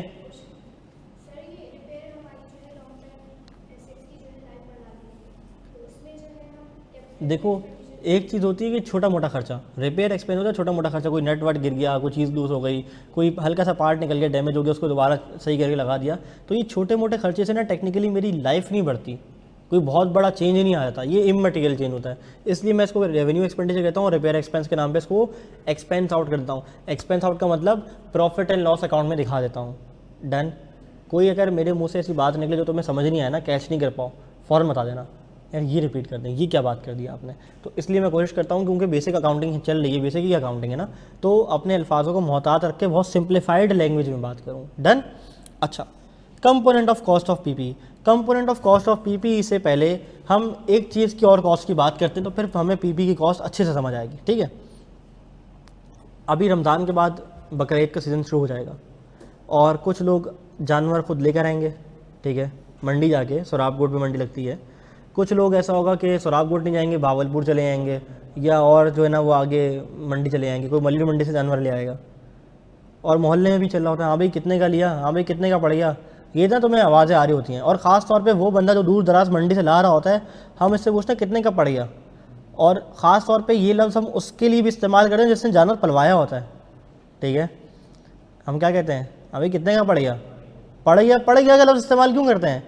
क्योंकि किसी ना किसी कीमत पे उसने उस जानवर को ख़रीदा होगा जब वो छोटा था, फिर व्यापारी को हैंडओवर किया होगा, बाड़े वाले को जाके उसने खाने पीने के पैसे दिए होंगे, उसके इलाज मौजल के जो है ना वो पैसे दिए होंगे, और इलाज वगैरह के बाद, सारी चीज़ों के बाद जब वो सेहतमंद कंडीशन में आया होगा तो ट्रक वाले को पैसे दिए होंगे, जानवर को मेरे लोड कर यार 3.5 मन का हो गया माशाल्लाह, जानवर को लोड करने के बाद ऑफ लोड करने के भी पैसे दिए होंगे, मतलब एक ही पैसे होते हैं ना, मतलब सुजुकी में चढ़ाना, लोड करना और ऑफ लोड करना। और फिर कुछ ऐसे खर्चे भी होंगे जो मैंने मोहरा वोरा लिया होगा और वो जानवर बांधा होगा और वो विल शोशा किया होगा, मट्टी का जो है ना वो ला के किया होगा, लाइटें लगाई होंगी। तो अगर तुमसे कोई पूछे तुम्हें जानवर कितने का पड़ गया तो क्या कहोगे? बोलोगे यार मैंने ₹1,00,000 का बच्चा लिया था, ₹1,00,000 का जो है ना उस वक्त छोटा था, और ₹1,00,000 के बाद जो है ना मैंने इसके ऊपर कुछ एक्सपेंडिचर इनकर किए, कुछ जो है ना खिलाई पिलाई पे मेरा जो है ना लेट से ₹3,00,000 लग गया, ₹4,00,000 ये हो गया, और आने जाने में 20,000 खर्चा लग गया, 4,20,000 हो गया, और बाकी छोटे मोटे खर्चे मिला के 80,000 और थे। तो यार ये जानवर ना मुझे ₹5,00,000 का पड़ गया, ये जानवर मुझे ₹5,00,000 का पड़ गया। तो ये ₹5,00,000 का पड़ गया तो तुम्हारे मुंह से ये लफ्ज़ अदा हो गए, लेकिन इसके पीछे अगर मैं इंग्लिश का तर्जुमा करूँ ना तो ये होगा कि all the cost incurred from the point of purchase, जहाँ से तुमने जानवर ख़रीदा, टिल द पॉइंट तुमने जानवर को यूजेबल कंडीशन में लेकर आ गए, यूजेबल मतलब ज़िबा होने वाली कंडीशन में लेकर आ गए। तो ये जो खर्चा तुमने पॉइंट ऑफ परचेज से करते करते करते करते करते करते करते करते आए थे और जानवर को बांधने तक, बल्कि उसकी कुर्बानी तक जितना खर्चा किया वो तुम्हारे जानवर की कॉस्ट का पार्ट बनेगा। अब लेट से 4 भाइयों ने हिस्से कर दिए, तो 5 लाख को क्या कर दोगे? डिवाइड बाय 4 कर दोगे, और एक एक बंदे के हिस्से में वो जानवर की कॉस्ट आ जाएगी। ऐसे ही होता है। तो प्रॉपर्टी प्लांट एंड इक्विपमेंट की कॉस्टिंग भी कुछ ऐसी है, प्रॉपर्टी प्लांट एंड इक्विपमेंट की कॉस्टिंग भी कुछ ऐसी ही है। अब मेरी बात सुनोगे तो इंशाल्लाह आसानी से समझ आ जाएगा। वो कहता है कि ऑल द कॉस्ट इनकर्ड, ये चीज़ लिखी नहीं है, ज़बानी बता रहा हूँ, चाहो तो लिख लो। All the cost incurred from the point of purchase, all the cost incurred from the point of purchase till the asset becomes in a usable condition. Point of purchase से लेकर आज तक, जब तक वो एसिड यूजेबल कंडीशन में ना आ जाए, यानी काबिल इस्तेमाल ना हो जाए, जितनी सारी कॉस्ट इनकर करी वो कॉस्ट का पार्ट बनेंगी सिवाय कुछ के, सिवाय कुछ के। अब वो कुछ क्या होती हैं वो हम टेबल के अगले हिस्से में इंशाल्लाह पढ़ लेंगे कि वो कौन सी कॉस्ट होती हैं जिसको पीपीए की कॉस्ट का पार्ट नहीं बनाना। कुछ खर्चे ऐसे होंगे जिसको कॉस्ट का पार्ट बनाना होगा, कुछ खर्चे ऐसे होंगे जिसको कॉस्ट का पार्ट नहीं बनाना होगा। डन। अच्छा, अगली बात कहते हैं components of cost of PP, यानी कि पीपी के अंदर कॉस्ट के अंदर उसकी कॉस्ट निकालने के अंदर कौन कौन से खर्चे शामिल हैं। अगर कहूँ कि बिरयानी बन रही है तो बिरयानी में कौन कौन से इंग्रेडिएंट शामिल हैं, तो मसाले भी शामिल हैं, चिकन भी शामिल है, चावल भी शामिल है, तेल भी शामिल है। बात समझ आ रही है? और अगर दुम्बे की बन रही है तो फिर बीफ के अंदर दुम्बे की चक्की डाल दो तो वो भी शामिल है। क्या बात है, ठीक है, मज़ेदार ना। तो ये सारे इंग्रेडिएंट्स होते हैं ना खाने के, तो वैसे ही क्योंकि मैं खाने का मुझे बड़ा शौक है ना, तो खाना पीना भी साथ में ऐड कर देते हैं। तो ये सारी चीज़ें मेरी पीपी का कॉस्ट का पार्ट हैं। आओ कहते हैं सबसे पहली बात परचेज प्राइस। कहते हैं purchase price to be paid to acquire the asset, sorry paid to acquire the asset, यानी कि वो चीज़ जो मैंने पे की है टू एक्वायर द एसेट, यानी 1,00,000 रुपये जानवर के। जनरेटर ले लो, जानवर अच्छा नहीं लग रहा तो ये किसी को आ रहा है ना ऐसा करके, सर ये डर्टी सर, नो सर बदबू आती है सर, वाटर कूलर लगाएंगे हम तो वो जनरेटर की मिसाल ले ले, ठीक है। तो 1,00,000 रुपये में मैंने अपना जनरेटर खरीद लिया, जानवर खरीद लिया। It also includes import duties, non refundable taxes and exclude trade discount and rebates. कहता है इसके अंदर इम्पोर्ट ड्यूटीज़ आती हैं, नॉन रिफंडेबल टैक्सेस भी आते हैं, ट्रेड डिस्काउंट नहीं आते, रिबेट्स नहीं आती। ये क्या होती हैं? अगर समझ नहीं है ना कि क्या शामिल होना है क्या शामिल नहीं होना, टेंशन नहीं है। टैक्सेस के हवाले से ना मैं एक बात करना चाहता हूँ, बल्कि प्यारे बच्चों, एक चीज़ होती है ड्यूटीज़ या टैक्सेस, ये पेपर के अंदर ना 2 तरह के होते हैं। एक होता है रिफंडेबल, यानी कि जो सरकार तुम्हें टैक्स पे करने को वापस कर देगी। एक होता है नॉन रिफंडेबल। क्या होता है बोलो भाई? एक होता है रिफंडेबल और दूसरा कौन सा होता है? Non refundable. जो खर्चा तुम्हें सरकार से वापस मिल जाएगा, अकल से सोचो, छोड़ दो स्टैंडर्ड को, अकल से सोचो, जो खर्चा तुम्हें सरकार से वापस मिल जाएगा, क्या तुम उसको कॉस्ट का पार्ट बनाओगे? नहीं बनाओगे। तो रिफंडेबल को डू नॉट मेक पार्ट, ऐसा ही है। और नॉन रिफंडेबल को मैं कह दूंगा भाई इंक्लूड कर दो आप इसको कॉस्ट ऑफ पीपी में, कॉस्ट ऑफ पीपी में। डन। अच्छा, अगर आईकैप को करे आपसे थोड़ी सी मस्ती, आई कैप करे आपसे थोड़ी सी मस्ती, और वो बता ही ना रिफंडेबल तो नॉन रिफंडेबल है, फिर क्या करोगे, उसको आप नॉन रिफंडेबल ट्रीट करके कॉस्ट का पार्ट बना देना। ठीक है, अगली लाइन भी लिख लो, वो लिखो if nothing is mentioned, if nothing is mentioned, treat कर लो आप इसको नॉन रिफंडेबल, ट्रीट कर लो आप इसको नॉन रिफंडेबल। क्या मेरी बात समझ आती है? इजी बीजी, आ जाओ। अच्छा, हो सकता है मैंने अपने मशीनरी को इंपोर्ट किया हो, तो जो बंदा इंपोर्ट करता है ना, इंपोर्ट करके बेचता है आगे, उसको कमर्शियल इंपोर्टर कहते हैं। तो हो सकता है उस कमर्शियल इंपोर्टर ने कोई इंपोर्ट ड्यूटी भी पे की हो, नॉन रिफंडेबल भी टैक्स पे किया हो। डन। और इसमें एक्सक्लूड कर दूंगा, क्या कहता है, ट्रेड डिस्काउंट एंड रिबेट्स। ये रिबेट्स और डिस्काउंट ना आपस में समझो एक दूसरे के भाई बहन है, रिबेट और डिस्काउंट। तो कहते हैं अगर आपको डिस्काउंट या रिबेट मिला है तो उसमें से माइनस कर देना। लेट से व्यापारी को मैंने कंधे पे हाथ रखा, बल्कि मैंने उससे पूछा खड़े खड़े, भाईजान कितना, अब जानवर कितने का था, 4 लाख का खरीदा था ना, 6.5 लाख रुपये, मतलब है 6.5 लाख रुपये। कंधे पे हाथ रखा, प्यार मोहब्बत की, थोड़ी सी बातें की, ठीक है यार देख ले यार, नसीब का सौदा है यार, बहुत दूर से आया हूँ, चल चल के यार टांगों में दर्द हो गया है, कर करा के भाई यूं करके ना उसको थोड़ी सी बातें मनवाई, करा के उसने बोला भाई मैं 490 लूँगा। बोला 490 नहीं दूंगा मैं दूंगा 4 लाख रुपए, पैसे ही नहीं। मैंने बोला 280 दूंगा। उसने 490 बोला, 280 खींचे। करते बात कहाँ पे आके रुकी, लिस्ट प्राइस क्या थी, लिस्ट प्राइस क्या थी, 6.5 लाख। आके कहाँ रुकी, 4 लाख पे। तो 4 से 6.5 का सफ़र कितना, 2.5 लाख का। तो ये 2.5 लाख रुपए एसेट की कॉस्ट का पार्ट नहीं बनेंगे, बल्कि माइनस हो जाएंगे। क्लियर है? जैसे वैसे आमतौर पर डिस्काउंट में ट्रीटमेंट होता था। डन, वही सीन है। आ जाओ। कहता है डायरेक्टली एट्रीब्यूटेबल कॉस्ट, कहता है डायरेक्टली एट्रीब्यूटेबल कॉस्ट को पीपी की कॉस्ट का पार्ट बनाना, लाजमी बनाना। ये डायरेक्टली एट्रीब्यूटेबल कॉस्ट क्या होती है? कहता है ये डायरेक्टली एट्रीब्यूटेबल कॉस्ट वो कॉस्ट होती है जो पीपी को वो मंडी से, वो जनरेटर को वो दुकान से अपने घर लाने तक में इनकर की जा रही है, और उससे डायरेक्टली उसका संबंध है, रिश्ता है, नाता है, लिंक है, कॉन्ट्रैक्ट है। ठीक है, ताल्लुक है डायरेक्टली। वो डायरेक्ट कॉस्ट एट्रीब्यूटेबल जो है वो कॉस्ट का पार्ट बनेगी। कैसे? अब मैं मशीन और जनरेटर साथ साथ चला रहा हूँ ताकि दोनों तरह से सीख लो। वो मशीन और वो क्या कहते हैं उसे, जानवर। ठीक है, जिस व्यापारी को आप उठा के मंडी से लाए, उसने आपका जानवर बांधा, ठीक है, उसको ऑफलोड किया, सब कुछ किया, तो उसको आपने क्या दे दी, मजदूरी दे दी। जिस बंदे को आपने दुकान से उठाया जनरेटर इंस्टॉल करने के लिए, प्लांट इंस्टॉल करने के लिए, उसने उस साइट को कंस्ट्रक्ट किया होगा, सफाई सुथराई की होगी, और फिर पूरा असेंबल किया होगा, मैन्युफैक्चर किया होगा, और इस सारी एक्विजिशन में आपका साथ दिया होगा, तो इसकी कॉस्ट पार्ट बनेगी, बनेगी। साइट प्रिपरेशन कॉस्ट, मटेरियल और लेबर दोनों।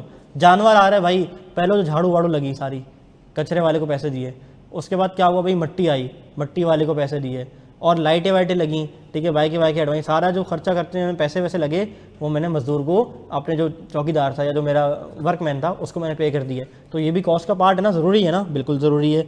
इसी तरह से जनरेटर लाने के लिए सफाई हुई होगी, अगेन पूरी चीज़ें बनी होंगी, और वो पूरे जो है ना वो बाउंड्रीज लगी होंगी, सेटअप लगा होगा, चीज़ें लगी होंगी, सॉकेट्स लगे होंगे, बोर्ड्स लगे होंगे, साइट को तैयार किया होगा ताकि जनरेटर यहाँ पे इंस्टॉल हो सके। मोबाइल रख दो भाई, ठीक है, मोबाइल क्लास में यूज़ नहीं करेंगे। अच्छा, अगली चीज़ transportation cost, loading, unloading, delivery, freight, ये तो उन्हें पढ़ लिया। डन। अच्छा, installation and assembly cost, installation की और असेंबलिंग की कॉस्ट। अच्छा, अब हुआ क्या, जब मैंने प्लांट को इंस्टॉल करवा दिया, तो अब मुझे लगा ये कि यार लेने के देने ना पड़ जाएं, ऐसा ना हो मैं चलाऊं मशीन को ऑन करूं और इसके साथ साथ धमाका करें और हम सब उड़ जाएं। तो जो सुपरवाइज़र था, जो इंजीनियर था, उससे मैंने बोला यार तुम कुछ पैसे शैसे ले लो मेरे से, इसको ना टेस्ट करके दिखा दो, चला के दिखा दो, एक आध चीज़ मैन्युफैक्चर करके दिखा दो ज़रा कैसे होती है, हम तुमसे सीखना चाहते हैं। उसने बोला ठीक है कोई मसला नहीं, पैसा दे देना मुझे। तो वो जो सुपरवाइज़र आया हुआ था, वो जो इंजीनियर आया हुआ था साइट का, उसको मैंने कुछ और पैसे खर्चा पानी खिलाया और कहा तुम इसको टेस्ट करके दिखा दो। तो जो टेस्टिंग के अंदर मुझे कॉस्ट इनकर करनी पड़ गई, ये भी डायरेक्टली एट्रीब्यूटेबल थी ना, ज़रूरी थी ना। अब इसको तुम यूँ कह लो ज़रूरी गैर ज़रूरी, ज़रूरी थी कॉस्ट का पार्ट बनेगी। Done. Professional fees such as architect, surveyor, engineer, कहीं कहीं तो ऐसा होता है जैसे कुछ मुल्क के लॉज अगर या कुछ शहर के लॉज बड़े सख्त होते हैं तो वहाँ पे आप हर चीज़ हर जगह पे इंस्टॉल नहीं कर सकते। आपको पहले प्रॉपर्ली वेरीफाई करवाना पड़ेगा, चेक करवाना पड़ेगा कि क्या आपकी जगह इस चीज़ के लिए सूटेबल है भी या नहीं, क्या आप ये वाली फ़लाँ मशीनरी फ़लाँ वाला प्लांट आप इंस्टॉल कर सकते हो नहीं कर सकते हो। तो जो मैंने सर्वेयर को पैसे दिया ज़रा आगे चेक कर लो। अब सर्वेयर ने डायरेक्टली कुछ काम नहीं किया, लेकिन सर्वेयर ने चेक किया कि यार मेरा एसेट यहाँ इंस्टॉल होता है, सूटेबल है, ज़मीन सूटेबल है, कोई मसला तो नहीं है, एसेट कितना बड़ा है, क्या चीज़ है, what ever the cases, surveyor ने सिर्फ सर्वे किया आगे और चेक कर लिया कि हाँ यार ठीक है यहाँ पे आप इंस्टॉलेशन कर सकते हो। तो सर्वेयर की वो वाली कॉस्ट भी मेरे कॉस्ट का पार्ट बनेगी। अच्छा, कुछ चीज़ें आती हैं एब नॉर्मल कॉस्ट, वो इसमें स्पेसिफिकली अपनी किताब में जिक्र नहीं किया हुआ, लेकिन मैं मुँह ज़बानी बता ही देता हूँ आपको, क्योंकि देखो ये वो वाली चीज़ें हैं जो आपने FAR 1 में दोबारा पढ़नी है। आगे FAR हो गया अब तो नाम, फाइनेंशियल अकाउंटिंग एंड रिपोर्टिंग, वहाँ दोबारा पढ़नी है, वहाँ आपको इंशाल्लाह सर अहमद पढ़ेंगे। तो आपने वहाँ तो पढ़नी है, तो यहाँ से तमीज़ से पढ़ के चले जाओ ना, यहाँ से तमीज़ से पढ़ के जाओगे तो वहाँ मसला नहीं होगा इंशाल्लाह ताला। अब हो सकता है क्या इस पर बहुत सारी टेस्टिंग MCQ उसमें नहीं करता हो, लेकिन कॉन्सेप्ट क्लियर होगा तो FAR 1 के जो PP का चैप्टर है वो भी इंशाल्लाह आपके लिए आसान हो जाएगा। उसमें और एडिशनल बातें बेसिक तो सारी यहीं से शुरू होंगी वहाँ भी, फिर इंशाल्लाह ताला याद करो कि यार किसी ने PP तमीज़ से पढ़ा के भेजा था। डन। अच्छा, कुछ चीज़ें होती हैं एबनॉर्मल लॉस। एबनॉर्मल मतलब जो नॉर्मल नहीं होगा वो कॉस्ट का पार्ट नहीं बनेगी। जैसे मेरा मशीनरी जो है ना वो रखा हुआ था सुजुकी में, ये ट्रिप करे ना, मुझे डर लग रहा है कि ये मेरे लेक्चर को ट्रिप ना मार दे, चलो जो नसीब में होगा तो होना ही है फिर। अच्छा, मेरा PP चढ़ा हुआ था कहाँ पे, सुजुकी में, मशीन आ रहा था, मशीन का जो ड्राइवर था उसने कोई इस्तेमाल किया होगा सब्सटेंस ना, और वो फुल नशे में झूम के गाड़ी चला रहा था, नशे में झूम के गाड़ी चला रहा था और उसने किसी को मार दिया या एक्सीडेंट कर लिया या सिग्नल तोड़ दिया, ट्रैफिक पुलिस ने ट्रैफिक की वायलेशन कर दी। अब हुआ है कि मेरा जो मशीनरी है वो इंस्टॉल होने में टाइम लग रहा था, कुछ 3-4 दिन 5 दिन। जैसे ही हुआ ये कि उसको चालान हुआ तो उसने भाई आके मुझे बताया कि यार मेरा हो गया चालान, और मैंने जो है ना वो तकरीबन कोई 10,000 रुपये का चालान मैंने पे कर दिया है, अब आप मुझे इसके पैसे रिम्बर्स कर दो, क्योंकि आपकी मशीन ला रहा था, आपकी मशीन लाने की वजह से मेरा चालान हो गया। तो क्या ये कॉस्ट का पार्ट बनेगी? ज़रूरी तो था या नहीं था? ज़रूरी नहीं था ना, मतलब अगर वो चालान पे करे ना भी करे, चालान होता नहीं होता, जब भी मेरी मशीन आई जाती ना और इंस्टॉल हो जाती, तो उसके चालान होने का मेरी मशीनरी के आने से कोई लिंक, डायरेक्ट लिंक नहीं है, डायरेक्ट कॉस्ट नहीं है। तो एब नॉर्मल कॉस्ट हो गई, इस तरह की और कोई चीज़ हो गई तो ये भी मेरी कॉस्ट का पार्ट नहीं बनती। चलो नहीं, चालान कॉस्ट का पार्ट नहीं बनेगा, बिल्कुल भी नहीं बनेगा, ये उसकी नेग्लिजेंस है, उसकी गलती है, मेरी कॉस्ट का पार्ट नहीं बनेगा। डन। चलो, इसकी एक बेहतरीन मिसाल मैंने ऐसे देखी थी कि जब मैं पाक सुबह का ऑडिट करने गया था ना, तो PP कर रहा था इत्तेफाक ना वहाँ पे भी, तो PP की जब मैंने वो कॉस्ट उठाई ना, तो एक उनका प्लांट इंस्टॉल होना था और उस प्लांट की इंस्टॉलेशन के लिए जापान से सुपरवाइज़र आया होता, क्योंकि जब जापानीज़ कंपनी की सब्सिडरी है ये, पाक Suzuki motor company limited, SMC Japan की सब्सिडरी है ना, तो वहाँ से सुपरवाइज़र आया था। तो जब मैंने कॉस्ट उठा के देखी ना PP की, तो उसके अंदर भाई वो एक तो कॉस्ट, फिर इंस्टॉलेशन, और फिर सर्वे और मेंटेनेंस, और फिर वो जो सर्वेयर आया हुआ था उसके आने जाने का, खाने पीने का, रहने सहने का सारा खर्चा पानी भी कॉस्ट में अप्लाई हुआ था। हाँ, कुछ नॉर्मल थी, कुछ होनी चाहिए थी, कुछ नहीं होनी चाहिए थी, बात समझ आ रही है? चलो अब आओ, अब इतनी तकरीर मैंने कर लिया ना, तो वो इंशाल्लाह जब मैं डब्बा में पढ़ूंगा या पढ़ाऊंगा तो आपको समझ आ जाएगा। ठीक है, कहता है कुछ खर्चे ऐसे हैं जिसको आपने कॉस्ट में इंक्लूड करना है, कुछ खर्चे ऐसे हैं जिसको आपने कॉस्ट में इंक्लूड, बोलो भाई, नहीं करना। सबसे पहले पढ़ते हैं कौन कौन सी चीज़ों को इंक्लूड करना है। कहते हैं initial invoice value, list price, net of trade discount, rebate, subsidy. Subsidy क्या होता है? सब्सिडी मतलब सब्सिडाइज खाना, सुना है? सब्सिडाइज खाना मिलता है, सब्सिडी मिल जाती है। आप कुछ अच्छा काम कर रहे हो और गवर्नमेंट ने कहा आप बहुत बड़ा काम कर रहे हो, थोड़ा नाम हमारा भी कर दो अपने काम के अंदर, चलो तुम्हारा प्लान कितने का आ रहा है, लाख रुपए का आ रहा है, 20,000 तुम्हें मैं देता हूँ, तो 80,000 रुपये मेरी कॉस्ट है। क्यों? क्योंकि 20,000 की मुझे सब्सिडी मिल गई। डन। नॉन रिफंडेबल टैक्स, बोलो भाई, पढ़ के आए हैं अभी? ठीक है, इसको हम पेन से इस्तेमाल कर लेते हैं। पढ़ के आए हैं अभी? बोलो भाई, कॉस्ट का पार्ट बनेगा।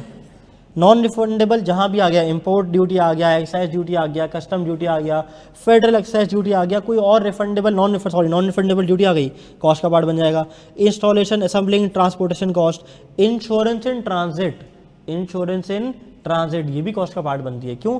क्योंकि कई जगह ना आप देखो, इंश्योरेंस के बगैर आप अपनी चीज़ मंगा ही नहीं सकते, आप इंश्योरेंस कराओगे तो ही आपको वो चीज़ मिलेगी। तो जो रास्ते की इंश्योरेंस होती है ना, जो ज़रूरी थी एसेट को लाने के लिए अपनी यूजेबल कंडीशन में, तो वो इंश्योरेंस इन ट्रांजिट भी आपकी कॉस्ट का पार्ट, बोलो भाई, बनती है। नंबर पता नहीं कौन सा, एनी मॉडिफिकेशन जो बढ़ा दे जिंदगी को, एफिशिएंसी को, आउटपुट को, बनेगी, पार्ट बनेगी, बनेगी।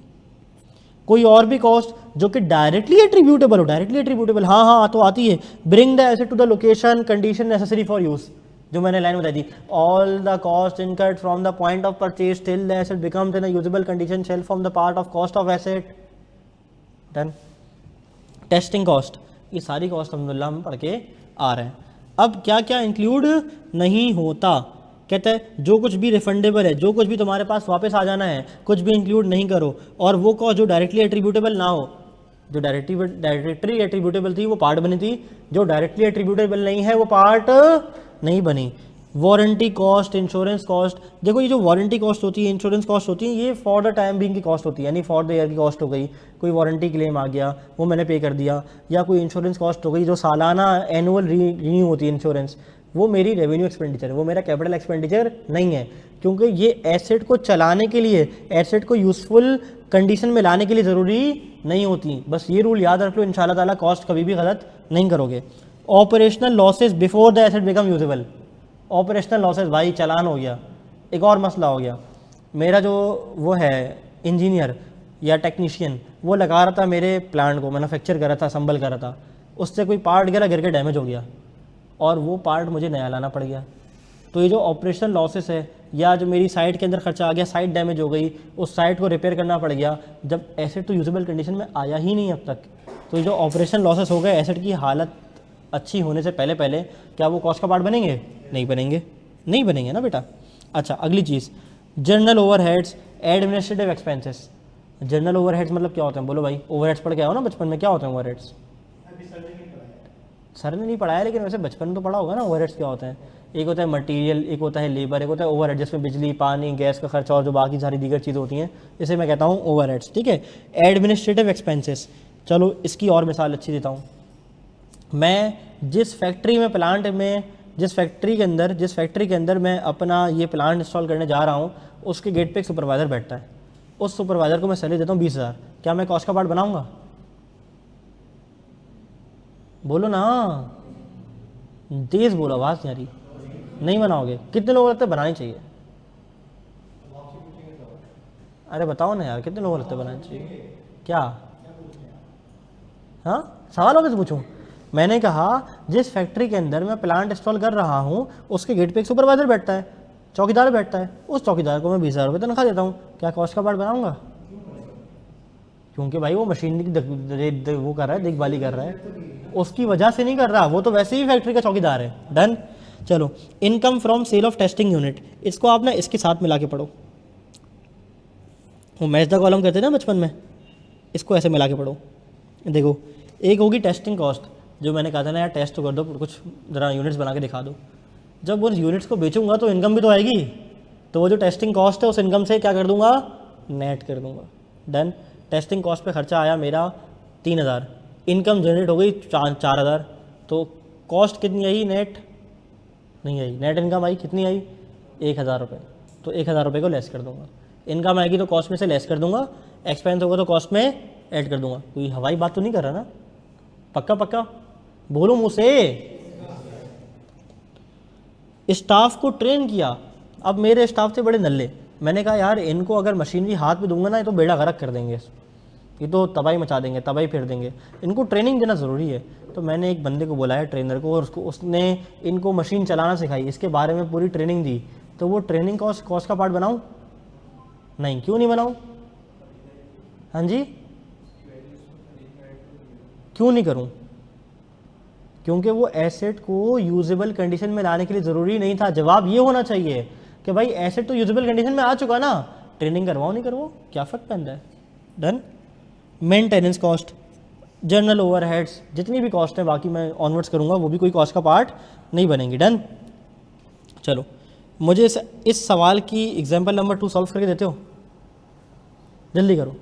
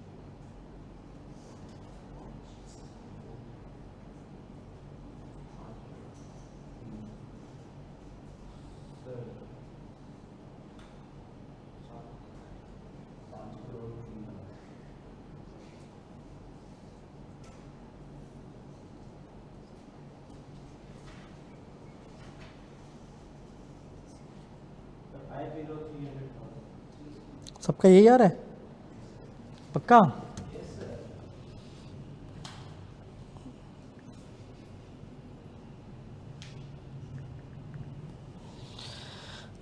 सवाल पढ़ लें, सबने कर लिया यहाँ से मस्तूरात में से? हाँ जी, हो गया? क्या आंसर आया?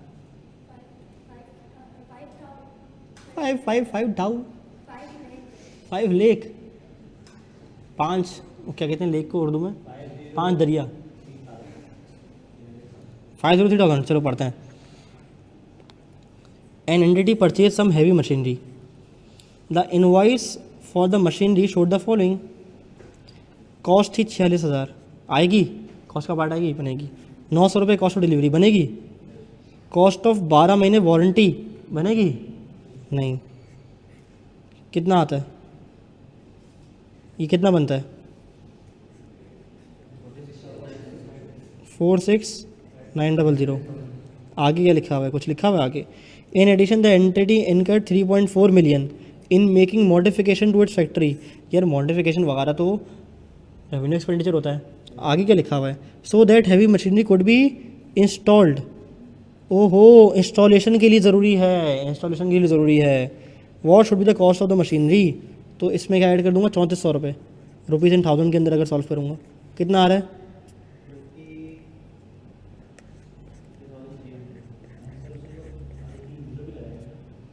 हाँ जी, मैंने रुपीज़ इन 1000 किया है ना? नहीं, अच्छा 50 आएगा, सॉरी। डन, अब ठीक है पक्का? मज़ा नहीं आ रहा मुझे, इसको हम सही से करेंगे।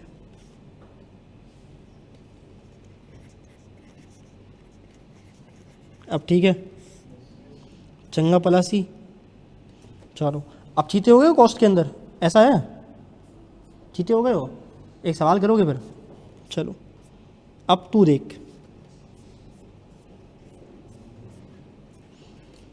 मैंने कहा ना मैंने कुछ एक्सटेंडेड प्रैक्टिस क्वेश्चन भी रखे हुए हैं जो कि खुद के बनाए हुए हैं कुछ पार्ट, वो कर लोगे, मुझे पता है इतना अच्छा मैं पढ़ाता हूँ, तो गलत कैसे कर सकते?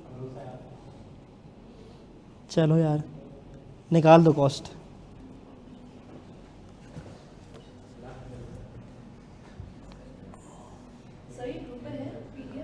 हाँ जी, गुड मॉर्निंग जी, बिल्कुल है। हाँ रिसेंड कर दें, क्यों कर दे रिसेंड? कोई कर दो यार रिसेंड। अब ये नहीं कि सारे सवाल छोड़ के रिसेंड करने में लग जाओ। ये मोबाइल पे क्यों कैलकुलेटर चल रहा है?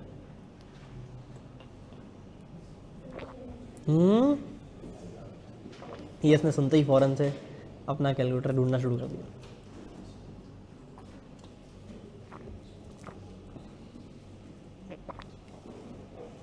हाँ हाँ कवर कर लो। तुम्हें लगता है यहाँ से दिखता नहीं है? सब दिखता है यहाँ से।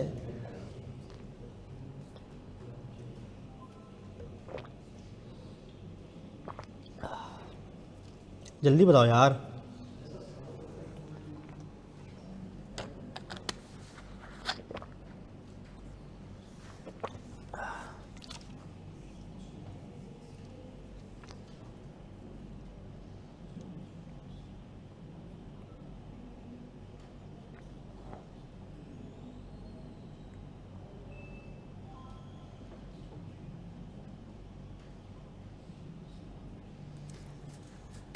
यार जल्दी तो मैं भी कर लूँ।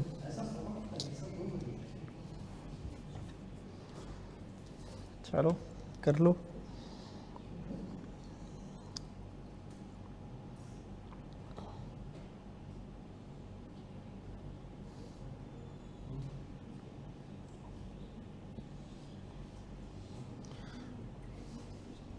तुम में से मैसेज किसने किया था 2 मिनट में जो क्लास में नहीं आया वो क्लास से बाहर?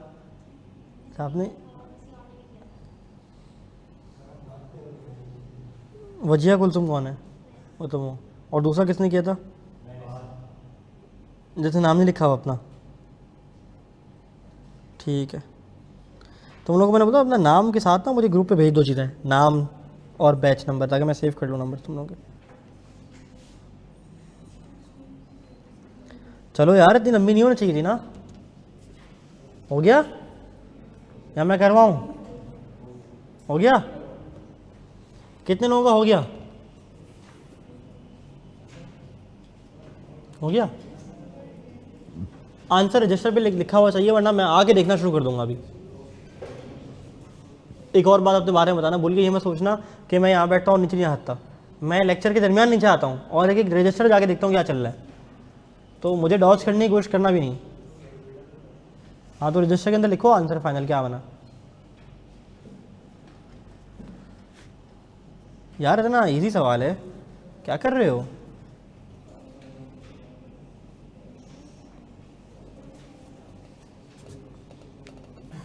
क्या बना? हो गया? फातिमा क्या बना? नहीं आ रहा। 389000 लिख लिया रजिस्टर पे, आपने लिख लिया, सेम आ रहा है? नहीं आ रहा, अलग आ रहा है। अरे बाप रे, तुम्हारा भाई नहीं आ रहा? क्या नहीं आ रहा? आंसर नहीं आ रहा, क्यों नहीं आ रहा? नहीं मतलब करना नहीं आ रहा, समझ नहीं आ रहा, समझ नहीं आ रहा, तुम करना नहीं आ रहा। अच्छा तुम पड़ोसन में बराबर में जी। हो गया? कितना? 5 लाख? अबे 4.5 मिलियन तो उसकी कॉस्ट है ओरिजिनल, इसने कितने डिस्काउंट लगा दिए जो 5 लाख पे कॉस्ट चली गई? 30 लाख की इन्वेस्टमेंट में 35 लाख का घाटा कैसे है? ये तो अजीब ही कॉम है यार। तुम्हारा नाम क्या है? हाँ ईशा। इतना टैलेंट तुम्हारे अंदर कहाँ से आया कि 4.5 मिलियन की कॉस्ट पे तुम्हारा आंसर आ रहा है 5 लाख? आप पीछे वाली नाम? हाँ आयशा, आंसर आया? क्या आया? ऐसे दिखा रही है जैसे मैं कोई मैग्नीफायर लगा के देख रहा हूँ यहाँ से। क्या पढ़ के बताओ जी। आप क्या आंसर आया? हाँ हाँ जी 3 लाख? तुम लोग का दिमाग में ख़राब हो गया है क्या? मतलब सेंस में हो नहीं हो, क्या कर रहे हो? अल्लाह के बंदो 4.5 मिलियन की कॉस्ट है, लिस्ट प्राइस है।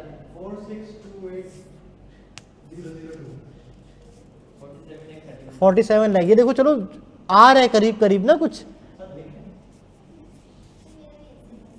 किसका? अच्छा देखते हैं,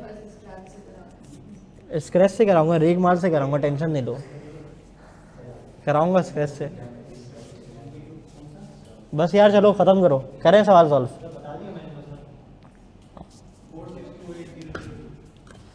चलो सॉल्व करते हैं ना, इसके बराबर में सॉल्व करते हैं। मुझे बताओ सबसे पहले मैं क्या करूँगा, 4,50,000 नहीं सॉरी 4.5 मिलियन की इसकी कॉस्ट है, ठीक है? क्या चीज़? मैंने बोलना शुरू किया है फातिमा, क्या हो गया है? 4.5 मिलियन की इसकी कॉस्ट है, ट्रेड डिस्काउंट है 5%, तो मैंने पे कितना किया होगा? 95%, ऐसा ही है। अब इसको चाहो तो दो तरीके से सॉल्व कर लो। पहला तरीका ये हो सकता है कि तुम बोलो भाई तुम लोग गरीबों की तरह 4.5 मिलियन, फिर आप इस पे लगाओ 5%, कितना बनता है? यार तुम लोगों को अलग अलग आंसर क्यों आ रहे हैं इस पे? हाँ 225। ये माइनस करो, लिस्ट प्राइस में से ट्रेड डिस्काउंट माइनस करो, तो क्या आ जाएगी? इनवॉइस प्राइस आ जाएगी, कितनी आएगी? 4,275,000 डन। अच्छा अब मैं देखूंगा कॉस्टें लगाना, कॉस्टें बोल रहा हूँ, अल्लाह माफ़ करे। नॉन रिफंडेबल कॉस्ट का पार्ट बनेगी? बनेगी। ट्रांसपोर्टेशन बनेगी? बनेगी। इंस्टॉलेशन कॉस्ट बनेगी? स्टाफ ट्रेनिंग बनेगी? नहीं नहीं, क्यों? यूजेबल कंडीशन में आ गया, किसी ने ली तो नहीं? चलो ज़बरदस्त। Testing before the machine become operational, मतलब इसको टेस्टिंग की कॉस्ट बनी, ठीक है। और बोलते हैं proceed from sale of testing.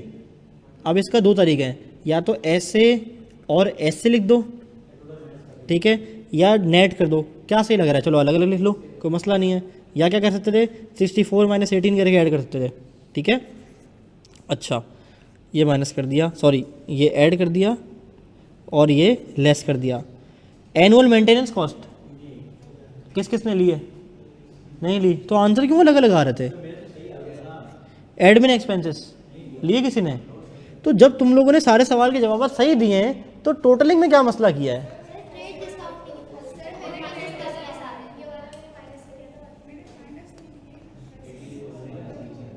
चलो बताओ, मैं तुम लोगों को भरोसा ही नहीं करूँगा, खुद सॉल्व करूँगा।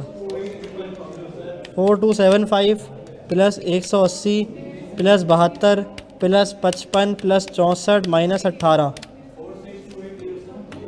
हाँ 46,28,000।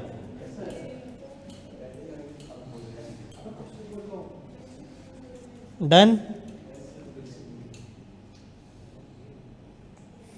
यार, ये कॉस्ट ऑफ पीपी। डन, ये सवाल नंबर 1 हमने अल्हम्दुलिल्लाह सॉल्व कर लिया है। आओ उसका सोल्यूशन देखें। नहीं अभी आगे नहीं भागो,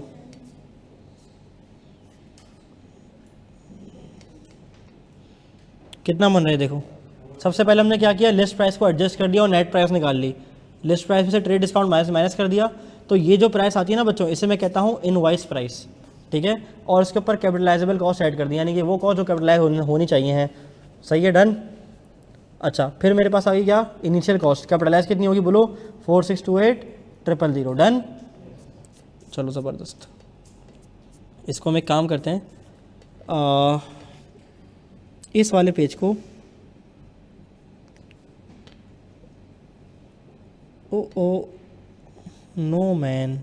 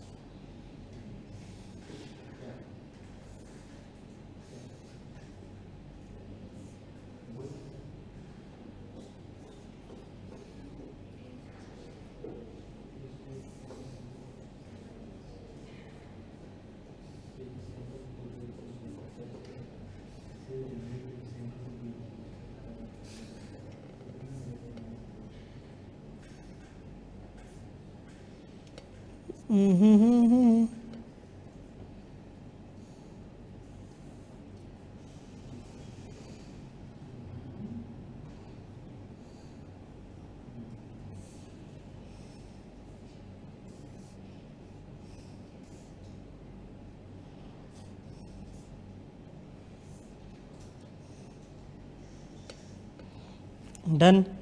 यहाँ तक हमने पढ़ लिया था, उसके बाद हमने ये वाला सवाल सॉल्व कर लिया। अच्छा वैसे हमने ना गलत कर दिया एक चीज़ ना, हमें यहाँ लाना चाहिए था इसको।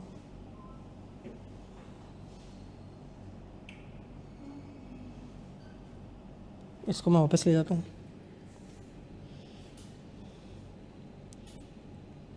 कुछ भी नहीं करा, टेंशन नहीं लो, बस पेज नंबर सेट कर रहा हूँ अपने।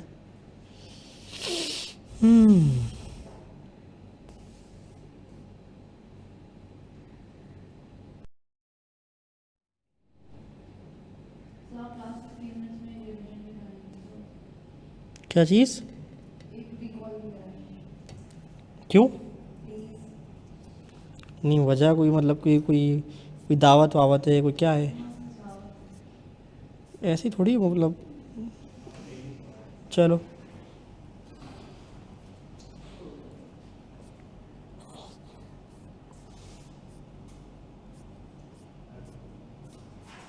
काफ़ी आज के लिए, या पढ़ना है, बहुत है।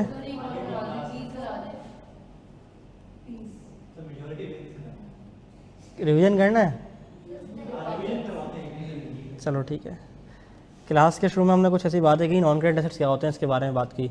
नॉन करेंट एसेट हमने बोला वो एसेट होते हैं जिसकी 1 साल से ज़्यादा की ज़िंदगी होती है, यानी कि 12 महीने से ज़्यादा की होती है। फिर नॉन करेंट एसेट के अंदर हमने बात की कि कुछ होते हैं टेंजिबल नॉन करेंट एसेट, कुछ होते हैं इनटेंजिबल।